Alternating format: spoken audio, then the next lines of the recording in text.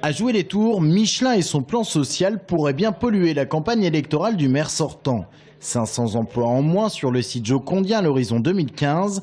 La situation pourrait profiter, dit-on, aux extrêmes. À gauche, Jean-Jacques Prodhomme, lutte ouvrière, et à droite, Véronique Péan pour le Front National. Il semble qu'il est du devoir d'un maire qui ne peut pas, j'en suis consciente, influencer sur la politique d'une multinationale. Je m'en doute bien. Mais il est du devoir d'un maire d'anticiper et d'écouter. Ça va impacter les finances de la ville.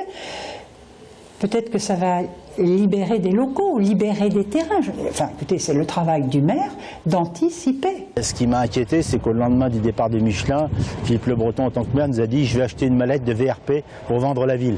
Quand on est maire depuis 19 ans, je pense que ça fait longtemps qu'il aurait dû acheter cette mallette de VRP pour créer de l'emploi dans notre ville. Si on sort du discours démagogique, moi je ne vois pas un citoyen dans la rue qui me dit la fermeture du site Michelin, c'est le maire. Je pense que les citoyens savent quand même qui décide de quoi. Reste que la requalification du site Michelin sera un enjeu des 2 prochains mandats.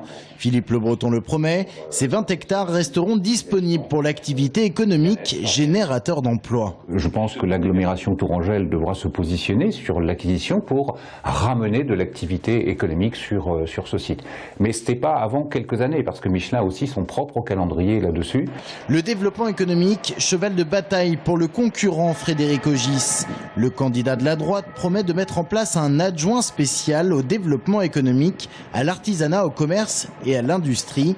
Objectif : suivre les dossiers, anticiper les problèmes, créer plus d'emplois, amener d'autres entreprises, vraiment qu'il y ait un VRP sur la ville pour vendre du jouer les tours dans les salons, auprès des chambres consulaires, partout où ça sera possible. Quant au reste du programme, Frédéric Ogis souhaite mettre un coup d'arrêt à la politique urbanistique du maire qu'il qualifie de bétonnage. Sécurité et vidéoprotection sont également mises en avant par le candidat.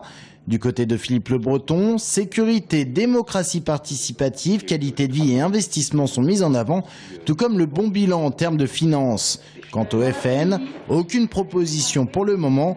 Le programme n'interviendra que plus tard. Le parti serait pour le moment en phase d'écoute de la population.